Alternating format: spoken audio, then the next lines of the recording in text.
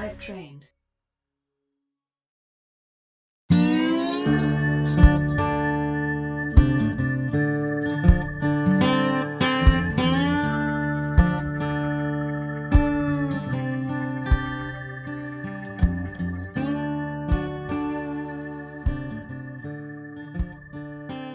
Hey everybody, I'm Zaylen Edwards and I'm with Live Trained, and I'm here to teach you how to rope the dummy correctly before you proceed into your calf roping experience by moving on to your horse. So this dummy is specifically constructed to where it is working in our favor, to where it reveals mistakes that we are making, and it also reveals the things that we're doing right.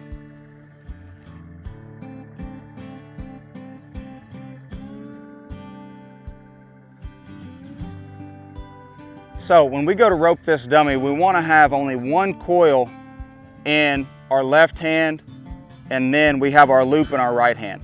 Now, when we talk about how big our loop needs to be, we need to have a big enough loop, that way our loop can go all the way around the calf's head. So when we throw our rope, we want our rope to be completely over the calf's head. We don't want our loop so small that when we throw it and our rope shrinks down, it ends up being too small to fit over. So we want to have a big enough loop so that we can get our rope completely around the calf's head. Now, when we go to rope this dummy, the first step would be to step forward and to use your hand just as you would if you were in the box. So when you step forward, your hand goes forward at the same time. So I'm gonna step forward, my hand goes forward, and I bring my rope out and up, and I make it turn over towards the shoulders of the calf. So when I go to step, I want this rope to come out, up, and down back towards the calf's shoulders. And when I'm swinging my rope, I want to be in a good, strong position. So I like to remind myself to stay big. And by big, I mean I don't want to be leaned over, okay, or slouched, or I don't want to be leaned back. I want to be big, and I want to be squared up with this dummy. So when I start my swing, I'm starting my swing and I'm bringing it over my head and almost right above my right eyebrow. So when I swing, I'm bringing this hand around and I'm pulling, using my shoulder and my elbow to pull it back and forward, back and forward, back and forward. Now, I have to have a strong wrist while I'm swinging this rope. If I have a loose wrist, my rope is not sharp and I can't control the tip or the end of my rope. And this is what I need to control. So I want to keep a good, strong wrist position after I step and I bring my rope up. My wrist is still in good position. I'm using my arm to go forward and back. My left hand is pointed down towards that calf's shoulders, and the tip of my rope is going through that calf's shoulders. So when I walk to my dummy, I know my guideline is if my tip of my rope is hitting the point of those calves' shoulders. So if it's hitting the point of that dummy right there, wherever that calf's shoulders would be, I'm in the right position and I know that my arm is in the correct position.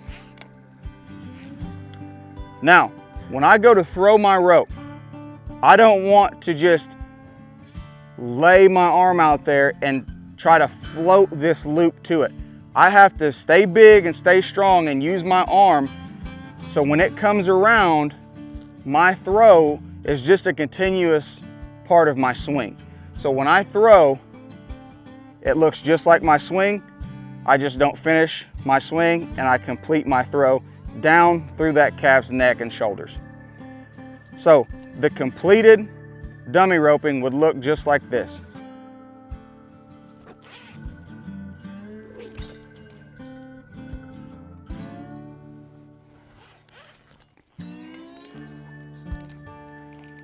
Now, that got us all the way through our throw.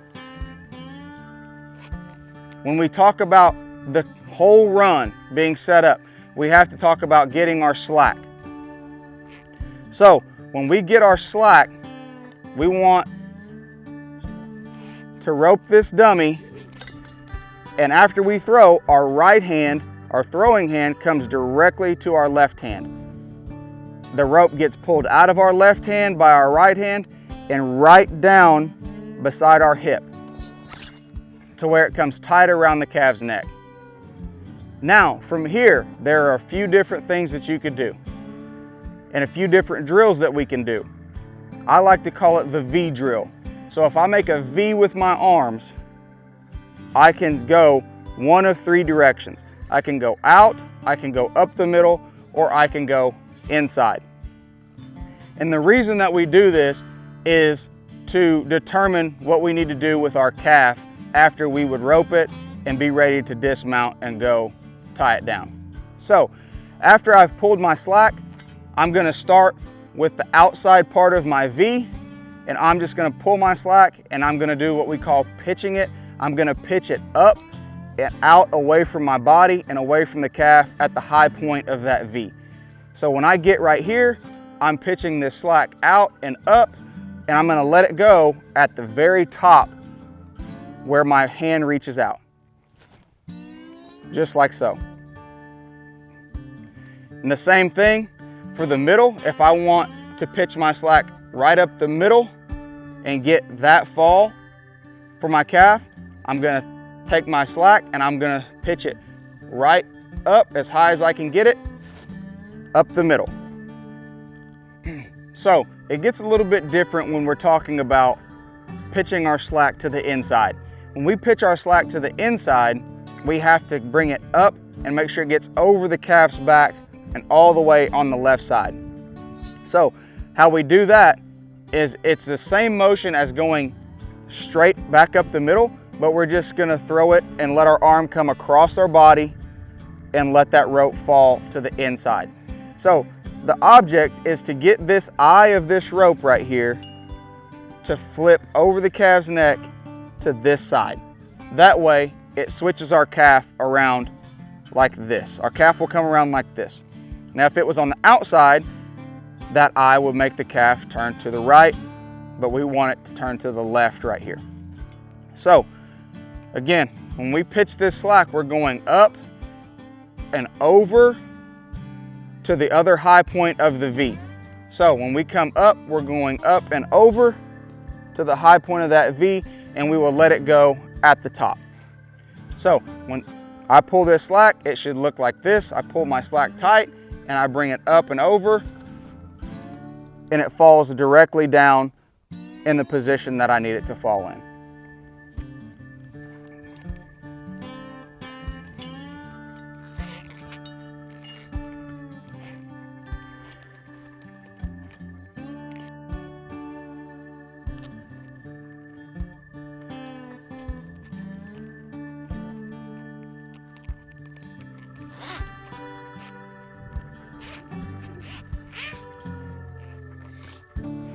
The more experience that we get with our roping, we can start holding our slack instead of pitching our slack. So when we start holding our slack, that makes our runs happen faster. That keeps the calf on its feet and takes any sort of jerk down or fall down that the calf might experience out of the equation. So when we hold our slack, we're going to continue to keep pressure on this rope and on the slack in our hand. So after we've roped our dummy, we jerk our slack tight. Now our left hand is going to be going to the saddle horn. Our horse is going to be stopping at this point in our run, and we want to brace and stay in perfect position on our horse and in our saddle. So I'm pulling my hand back to the saddle horn and grabbing the horn to balance, and I've got my slack in my hand. The number one way to hold your slack is to put it on the inside. So that would be the same as when we pitch our slack in our V. The easiest way to do so is to have that slack tight. You come up just like you're gonna pitch it, and you pull it right back inside and down towards where your belt buckle is. So you go up, over, and right here, back towards your belly button and your belt buckle. Now, the second way to hold your slack would be to hold it to the outside. And this is to get the same turn and same spin around as we would if we were to pitch our slack. So if we want our slack on the inside, it's going to turn the calf to its left. If we want our slack to the outside, it's going to end up turning that calf to its right. So when we turn it to the right and we hold our slack out to the right, we want to get this slack tight. Hand goes to the saddle horn, our slack is tight, and we can do one of two things. If our calf is running hard and running fast, you can hold it out wide to help pull that calf and pull that slack out of your rope, or you can bring it up just like you would if you were going to pitch it, and bring it right back down and try to get it to your back hip pocket. So you can bring it up and then back down and it be tight right here.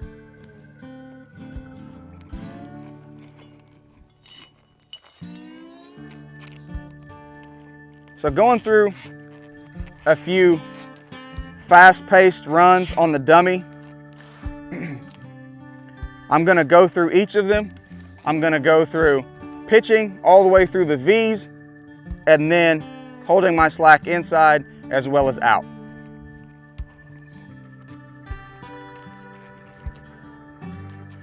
And everything that I do on this dummy is emulating everything that I would do in the box on the back of my horse.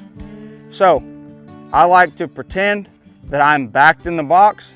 My hands are set just like they need to be. My left hand is right over the saddle horn. My right hand is on the saddle horn. My feet and shoulders are square. And then I go to take my step forward and get ready to rope. I take my step forward, my hand is down, my loop is in the correct position. I rope the dummy. Now I'm gonna pitch my rope out. So I'm going to the highest point of the V, right there.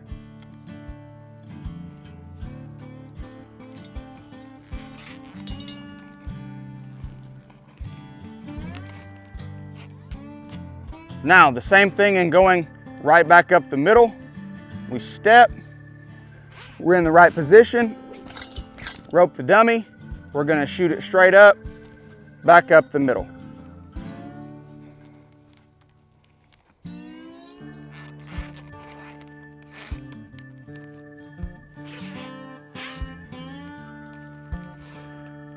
Now when we talk about going inside, it's the same thing. We step, get in good position right here. We're big, rope, and then we're gonna shoot it straight up and over that calf's left shoulder. And then it will fall right where we need it to fall.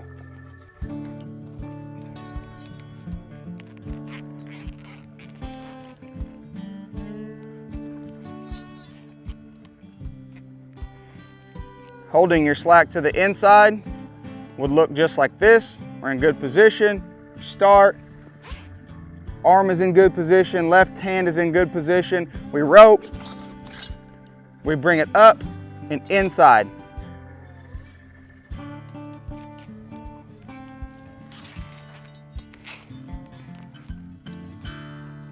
Now going out, holding our slack to the outside to get that right-handed turnaround. We're in good position. We start out of the box right here.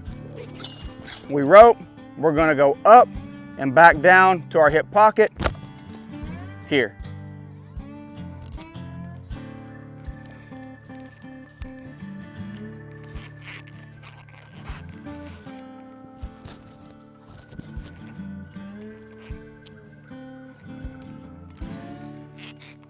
One key thing when we're talking about roping the dummy in our delivery is making sure that we get a tight, crisp figure 8 in our rope. So we want the eye of this rope to hit right there on the point of this calf's shoulders. And then we want our loop to figure 8 around, like so. And how we do that is the angle of our elbow and our wrist and the delivery point that we throw to. So if I throw this rope right and I stop and don't pull my slack, there should be an 8 in it when I stop my hand. So when I rope this dummy, there's an 8 right here, if you can see it, where that rope has twisted around itself and secured itself around that calf's neck. That way, as momentum takes the calf forward and my horse stopping, my momentum is stopping, with the calves going forward, I jerk my slack and then I'm ready to proceed with my run.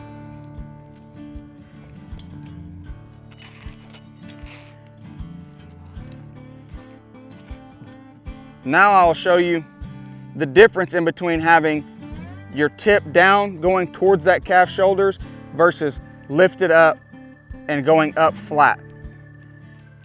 So if my tip is down towards that calf's shoulders, my elbow is up and out right here and I'm going through that calf's shoulders. Now, if I lift it, it's harder for me to get that tight, crisp figure 8 and to get it around the neck.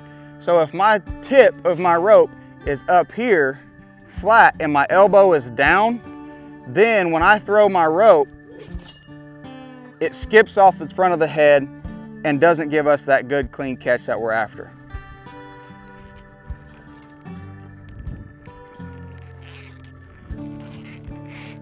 Another common mistake that calf ropers and tie-down ropers see is that they drop their arm or drop their elbow when they're completing their throw.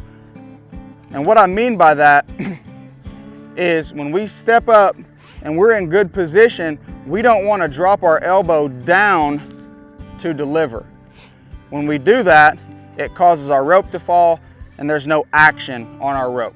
So we want to stay up, with our elbow up, and deliver everything tight and crisp instead of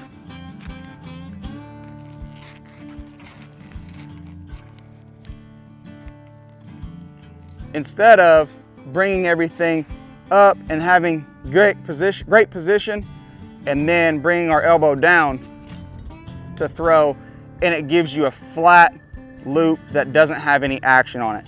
You can still catch like that, but your chances of catching are not very high. Usually, when you step up here, you will get the result of your rope coming underneath this calf's neck, just like that. And it looks like you caught, but you didn't, because you've dropped your elbow and you've lost all of your power in your swing.